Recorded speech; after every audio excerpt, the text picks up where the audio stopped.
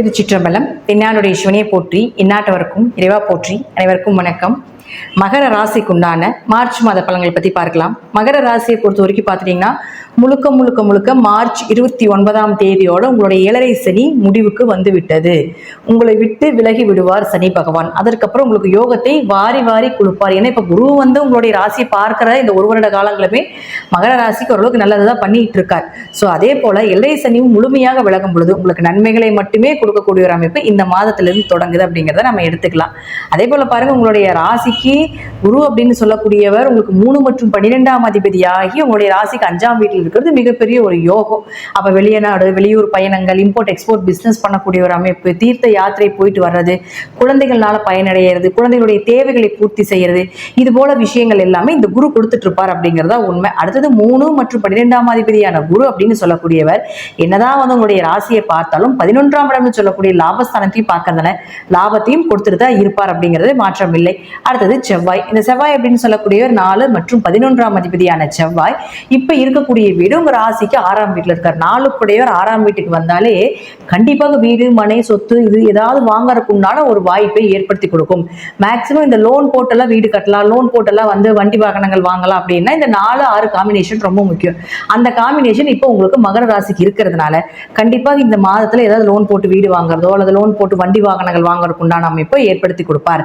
அப்ப அவரே உங்களுக்கு 11ஆம் அதிபதி ஆகிறதுனால வரக்கூடிய வருமானங்களும் வரக்கூடிய லாபங்களும் கடனுக்காகவோ நோய்க்காகவோ ஏதாவது செலவு செய்ய வேண்டிய ஒரு அமைப்பை கொடுக்கும். 2வது பார்த்துட்டீங்கன்னா 11-6 காம்பினேஷன் அப்படிங்கிறது நல்ல வேலை ஏற்படுத்தி கொடுக்கும். எதிர்பார்த்த சம்பளத்தோட ஒரு ப்ரொமோஷன், அடுத்தது ஒரு இடம் விட்டு ஒரு இடம் மாறுறது, இது போல ஒரு வேலை சார்ந்த விஷயத்துல உங்களுக்கு நல்ல சக்சஸ் கொடுக்கக்கூடிய ஒரு அமைப்பு அப்படிங்கிறது இந்த மாதத்துல நிச்சயமாக உண்டு. அடுத்தது சுக்கிரன். சுக்கிரனை பொறுத்த வரைக்கும் பாத்தீங்கன்னா 5 மற்றும் 10ஆம் அதிபதி. இந்த 5ஆம் அதிபதி சுக்கிரன் வந்து உங்களுக்கு உச்சமாகி ராகுவோட இருந்த காலகட்டங்கள்ல பணவரவு அதீதமா வந்திருக்கும் இந்த வருடங்கள், அதாவது இந்த மாதங்கள். இப்போ அந்த சுக்கிரன் உச்சமாகி வக்ரம் பெறுகிறார். எப்பவுமே ஒரு உச்சம் பெற்ற கிரகம் வக்ரம் பெறும் பொழுது நீசத்தன்மை அடையும். அப்போ மகர ராசியை பொறுத்த வரைக்கும் இந்த சுக்கிரன் நீசமாகறதுனால கொஞ்சம் தொழில் ரீதியாக, பண ரீதியாக, குடும்ப ஒற்றுமை ரீதியாக, குழந்தைகள் ரீதியாக கொஞ்சம் கவனமாக இருக்கணும். ஏன்னா நீசம்னா வலு இல்லை அப்படின்னு அர்த்தம். அப்ப ராகுவோட சேரும் பொழுது ஆண் குழந்தைகளாக இருந்தால் பெண்களிடமும், பெண் குழந்தைகளாக இருந்தால் ஆண்களிடமும் ரொம்ப கவனமா இருக்கணும். ஏன்னா சுக்கிரன் ராகு சேர்க்கை இயற்கையாக பெண் சாபத்தை கொடுக்கக்கூடியது. கூடவே இப்ப வேற புதன் வேற இருக்காரு. அப்ப புதன்னா குழந்தைகள்னு சொல்றோம். அப்போ சுக்கிரனும் குரு 2 பேருமே பாத்துட்டீங்கன்னா பரிவர்த்தனை ஆகுறாங்க. அப்ப குழந்தைகள் யாராவது இருக்கீங்க, 10 வயதுக்குள்ள இருக்கக்கூடிய கன்னி குழந்தைகளை ரொம்ப கவனமா வச்சுக்கோங்க. தேவையில்லாத ஒரு பிரச்சனைகளை கொண்டு வந்தே தீரும். அதுவும் இந்த காம்பினேஷன் இருக்கக்கூடிய குழந்தைகளுக்கு கண்டிப்பாக ஏதாவது ஒரு சின்ன ஒரு சம்பவமாவது பண்ணிட்டு போகும் அப்படிங்கிறதா உண்மை. ஸோ அதனால கொஞ்சம் கவனமா இருந்து குழந்தைகளையும், அதே போல உங்க ஜாதத்தில் இருந்தாலும் ஆண்களாக இருந்தால் பெண்கள் இடத்துல, பெண்களாக இருந்தால் ஆண்கள் இடத்துல கொஞ்சம் கவனமா இருந்துக்கோங்க. அடுத்தது புதன். இந்த புதனை பொறுத்த வரைக்கும் பாத்தீங்கன்னா புதன் அப்படின்னு சொல்லக்கூடிய உங்களுடைய ராசிக்கு 6 மற்றும் 9ஆம் அதிபதி.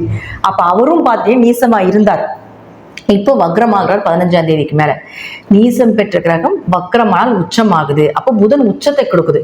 சுக்கிரன் உச்ச பலனை இழக்குது, புதன் உச்சத்தை அடைகிறார். அப்ப என்ன மாதிரி பலன்கள் அப்படின்னு பாத்துட்டீங்கன்னா கடன் நோய் வழக்கு இருந்தா விலகுவது, கடன் வாங்கி செய்யக்கூடியது, சீக்கிரமா லோன் கிடைக்கிறது, சீக்கிரமா அந்த ப்ராசஸ் நடக்கிறது, கடன்னால உங்களுக்கு வந்து இருக்கக்கூடிய அந்த தலைவலி பிரச்சனைகள், அந்த மனக்குழப்பங்கள் இதெல்லாமே குறையதுக்குண்டான வாய்ப்புகள், பூர்வீக சொத்துக்கள் கிடைப்பது, நல்ல வேலை வாய்ப்புகள் அமைஞ்சு வர்றது, அதே போல எதிர்பார்த்த வேலை, எதிர்பார்த்த சம்பளத்தோட அப்பாவனோட உதவிகள் கிடைப்பது, இதனால அப்பா உங்களுக்கு சண்டை சச்சரவு இருந்தாலும் கூட இந்த காலகட்டங்களில் கொஞ்சம் நிம்மதியா இருக்கிறதுக்கு உண்டான வாய்ப்பு இதெல்லாமே நிச்சயமாக இந்த புதன் ஏற்படுத்தி கொடுப்பார். உயர்கல்வி படிப்பதற்கு உண்டான வாய்ப்பு இதெல்லாமே ஏற்படுத்தி கொடுத்தே ஆகணும் அப்படிங்கிறது இந்த புதன் உச்சமாகிறதுக்கு உண்டான பலன். அடுத்தது சூரியன்.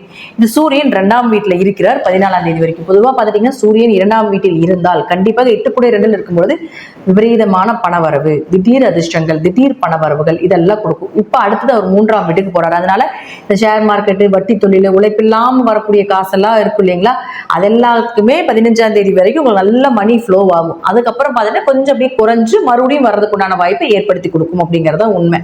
மகர ராசியை பொறுத்த வரைக்கும் உங்க ஜாதத்துல இந்த மாதிரி சுக்கிரன் ராகு இதெல்லாம் வந்து பெண் சாபத்தை கொடுக்கக்கூடிய அமைப்பு. அதே போல புதன் ராகு சேர்க்கை ஒரு ஜாதத்துல இருந்தா படிப்பு தடை, படிப்பால வரக்கூடிய ஒரு நல்ல வேலை கிடைக்காம இருக்கிறது, படிச்சதுக்கு உண்டான ஒரு வேலை இல்லை, அப்படியே கிடைச்சா அதுக்கு ஒரு நல்ல சம்பளம் இல்லை, ஒரு பதவி இல்லை, புகழ் இல்லை. இதெல்லாம் புதன் ராகு சேர்க்கை. இது உங்க ஜாதத்துல இப்ப இருந்ததுன்னா, குழந்தைகள் ஜாதகமாக இருந்தால் கொஞ்சம் படிப்புல மந்த நிலை, கல்வி தடைகள் இந்த மாதம் ஏற்படும். அப்ப அதுலயும் கொஞ்சம் கவனமா இருந்துக்கணும். அதே போல சூரியன் ராகு சேர்க்கை ஆகுது. சூரியன் ராகு சேர்க்கை கடுமையான பித்திருதோஷத்தை கொடுக்கக்கூடியது. அப்ப கடுமையான பித்திருதோஷம் எதனால வரும் அப்படின்னா, தந்தை வழினால வரக்கூடிய பித்திருதோஷங்கள் அதிகமா காட்டுது. அப்போ தந்தையினால பிரயோஜனங்கள் இல்லாம இருக்கிறது, அல்லது தந்தையினால எந்த ஒரு டெவலப்மெண்ட்டும் இல்லாம இருக்கிறது, நீங்க தந்தையை பார்த்து கொள்ளக்கூடிய ஒரு சூழ்நிலைகள், அல்லது தந்தை வளர்ந்து நிப்பாரு நீங்க ரொம்ப டவுனா இருக்கிறது, இதெல்லாம் இருக்கும். அதே போல சூரியன் சனி சேர்க்கை, கவர்மெண்ட் வேலையில் இருக்கக்கூடியவர்களுக்கு பிரச்சனை. அதே போல சூரியனும் சனி ராகு சேர்க்கும் பொழுது உங்க கூட வேலை செய்யக்கூடிய மேல் அதிகாரியாக இருந்தாலும் சரி, உங்களுக்கு வேலை செய்யக்கூடிய கீழே வேலை செய்யக்கூடியவங்களாக இருந்தாலும் சரி, ரொம்ப கவனமா இருந்துக்கணும். அவங்க மூலமாக உங்களுக்கு வேலை சார்ந்த பிரச்சனைகளை கொடுக்கறதுக்குண்டான வாய்ப்புகளும் ஏற்படுத்தி கொடுக்கும். சனி புதன் சேர்க்கை கணக்கு புள்ளி விவரமா கொடுக்கக்கூடிய அமைப்பு சனி புதன் சேர்க்கை. ஆனால் அதற்குண்டான ஒரு மதிப்பு இருக்காது. ஸோ இது எல்லாமே இந்த காம்பினேஷன் எல்லாமே ஒரு சரியில்லாத ஒரு காம்பினேஷன் தான். பணம் வர ஒரு கொடுத்தா அவமானத்தை கொடுத்துருது, இல்லைன்னா பெயர் புகழை கொடுக்காம நம்மளை திறமைகளை கொடுத்து நிக்க வச்சிருது. இதுதான் இந்த காம்பினேஷன் நடக்குது. இது உங்க ராசிக்கு 3ஆம் இடம் சொல்லக்கூடிய முயற்சி ஸ்தானத்தில் வர்றதுனால யோகா அந்த 3ஆம் இடத்துல தனக்கு கிரகம் இருந்ததுன்னா குடும்பத்தில் இருக்கக்கூடிய எல்லாத்தையும் பார்த்துக் கொள்ளக்கூடிய ஒரு சூழ்நிலைகள், எல்லாத்தையும் அனுசரிச்சு போகக்கூடிய சூழ்நிலைகள் இதெல்லாம் இருந்தாலும் கூட இந்த காம்பினேஷன் ஜாதகத்தில் இருந்தால் நான் சொல்லக்கூடிய இந்த தேவையில்லாத ஒரு கெட்ட பெயரோ அவமானங்களும் கொஞ்சம் வர்றதுக்கு உண்டான வாய்ப்புகள் இருக்குது அப்படிங்கிறதே நான் சொல்ற தடைகளும் வருண்டு. ஸோ அதுல கொஞ்சம் கவனமா இருந்துக்கோங்க. மகர ராசியை பொறுத்த வரைக்கும் காசு பணம் சொத்து சேர்க்கைக்கு வரக்கூடிய காலத்துல கவலை இல்லை. அது இந்த மாசம் சூப்பரா இருக்க போது பயமே இல்லை. 15ஆம் தேதி வரைக்கும் உங்க பிளானிங் எல்லாமே பணம் சார்ந்த விஷயம் எல்லாமே 15ஆம் தேதி வரைக்கும் வச்சுக்கோங்க. அதற்கு மேலே கூட கொஞ்சம் டவுன் ஆகலாம். ஆனா அதற்கு முன்னாடி அதீத மணி ஃப்ளோ ஆகிற வாய்ப்புகள் உண்டு. ஸோ 10ஆம் அதிபதி நீசமாக்குற புதிய தொழில் தொடங்க வேண்டாம். புதிய தொழில் சார்ந்த விஷயங்கள்ல பணம் இன்வெஸ்ட்மெண்ட் பண்ணாமல் இருக்கிறது நல்லது. இருக்கிறது என்னவோ அதை வச்சு பண்ணீங்களா பெரிய டெவலப்மெண்ட் உண்டு அப்படிங்கிறது அமைப்பு. ஸோ இந்த மாதம் மகர ராசிக்கு ஒரு யோகத்தை கொடுக்கக்கூடிய ஒரு மாதமாகத்தான் இருக்கும். இருப்பினும் கொஞ்சம் இந்த காம்பினேஷன் இருந்தால் கொஞ்சம் கவனமா இருந்து செயல்படுத்திக் கொள்ளுங்கள் அப்படிங்கிறத சொல்றோம். தசாபுத்தி நல்லா இருந்தால் பெரிய பாதிப்புகள் இல்லை. தசாபுத்தி சரியில்லைன்னா கொஞ்சம் கவனம். இறைவனை சரணடையுங்கள். பைரவருடைய வழிபாடும் சிவன் வழிபாடும் உங்களுக்கு ரொம்ப கை கொடுக்கக்கூடிய ஒரு வழிபாடாக இருக்கும் இந்த மாதம். நன்றி. மீண்டும் ஒரு நல்ல பதிவில் சந்திக்கலாம். திருச்சிற்றம்பலம், தில்லையம்பலம், ஸ்ரீ நரசிம்ம திருவடி சரணம்.